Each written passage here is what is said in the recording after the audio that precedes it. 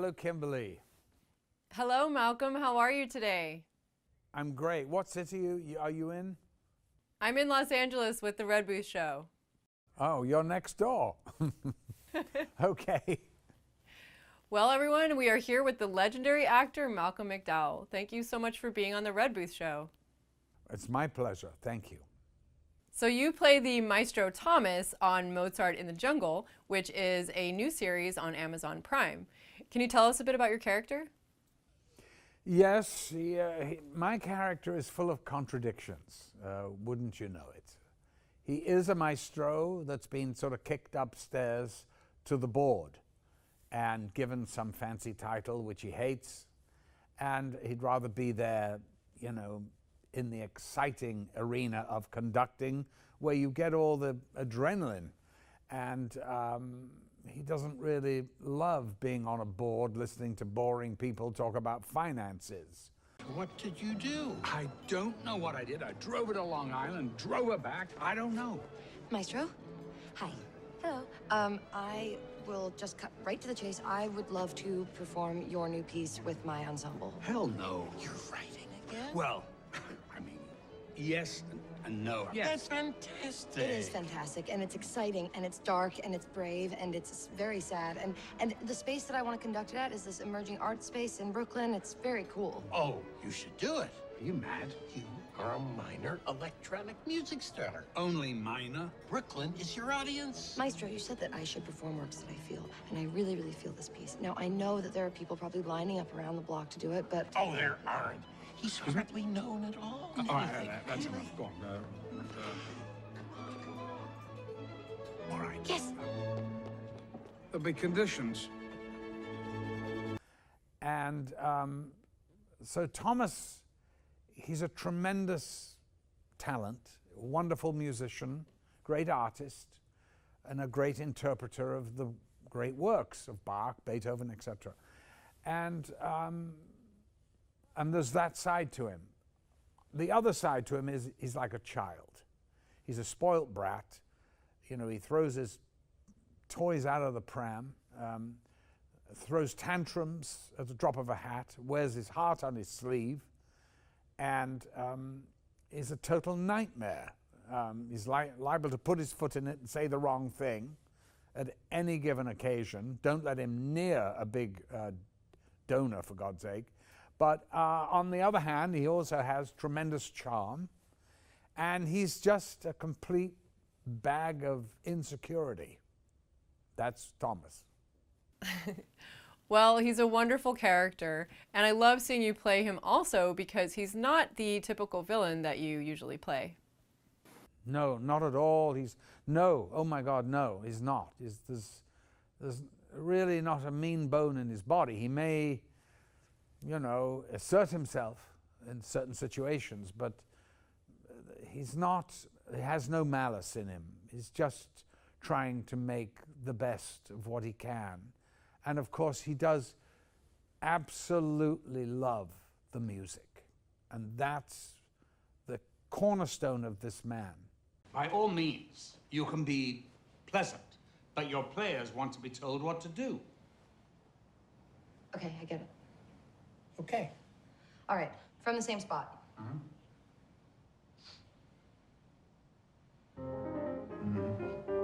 Faster.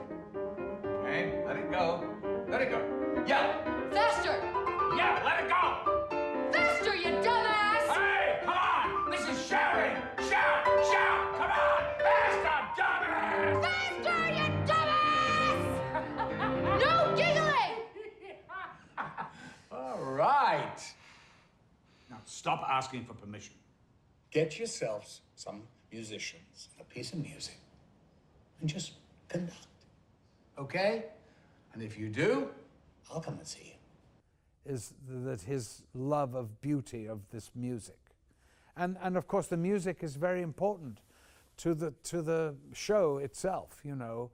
We're not there to pontificate about classical music. It's not a show about classical music.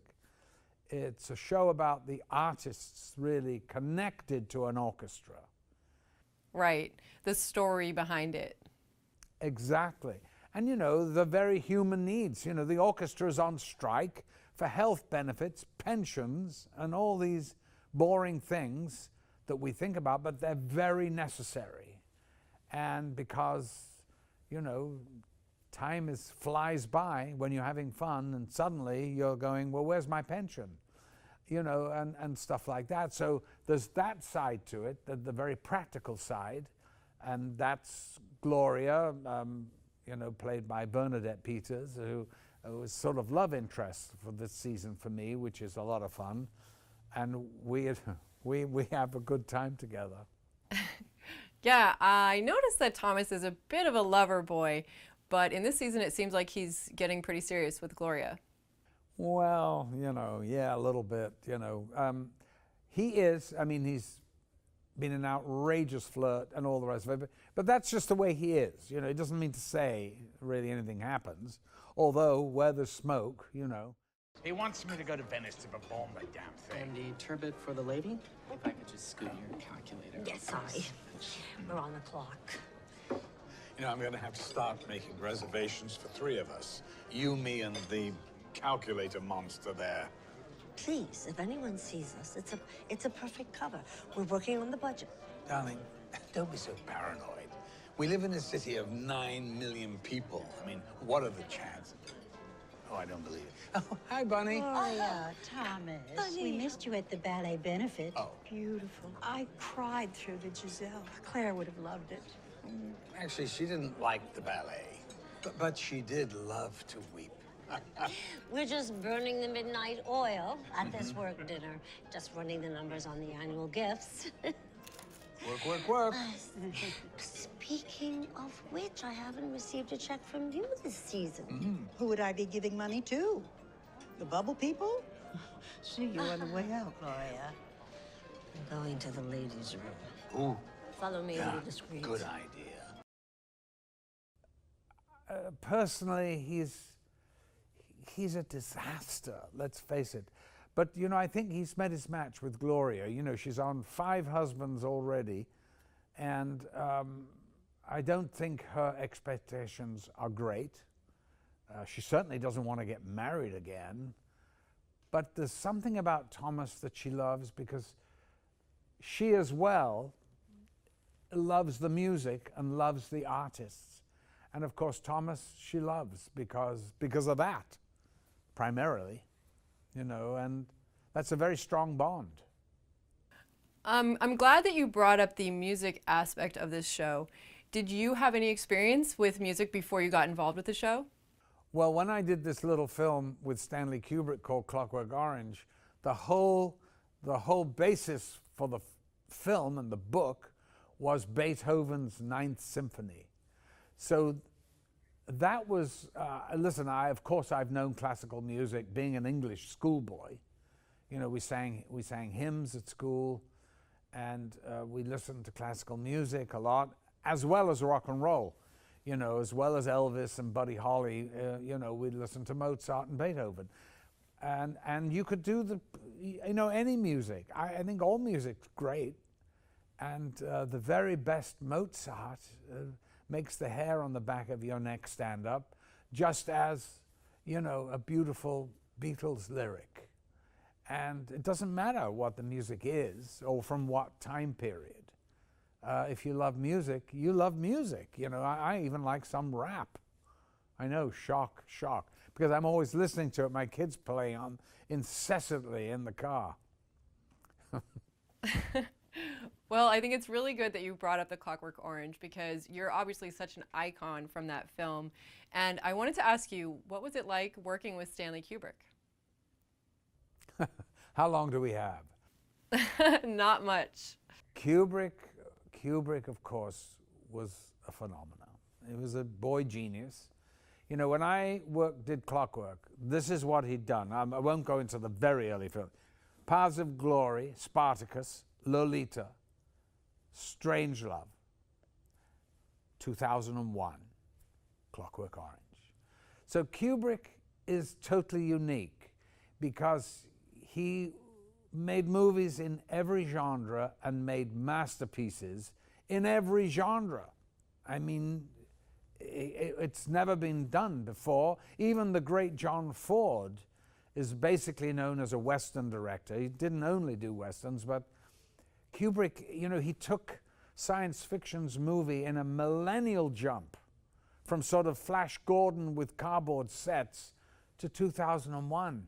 It was staggering achievement. And it may be Kubrick's absolutely the zenith and the pinnacle of his achievement when he made that movie. Because just technically alone, it was light years ahead of anything. And in fact, they've all copied it, basically. You know, there'd be no Star Wars without Stanley. And interestingly enough, the special effects in 2001 are as good, if not better, than anything you can get on a computer, I think. That is true.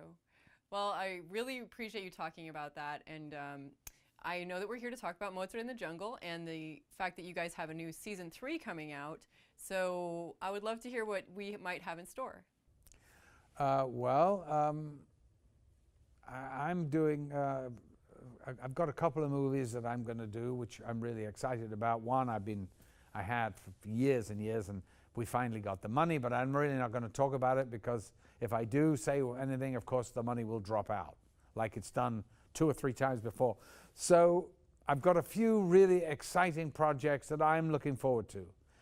And then, of course, season 4, you know, and where do we go? And I just love inhabiting the skin of Thomas Pembridge, because he's such an extraordinary character. He's very frustrating in one way, because he's, you know, artistic and all that, and then, you know, then he's like a spoilt brat, and of course he's an alcoholic as well. We've forgotten that element. You know, he's always fighting the demons, and who knows when he'll fall off the wagon. We don't know. He thinks he can do it on his own. Well, of course he can't, but he thinks he can. Well, it's been wonderful talking with you, Malcolm, and I definitely hope that everyone gets to know Thomas on the new season coming up on Amazon Prime. And thank you so much for being on the show. Thank you, Kimberly.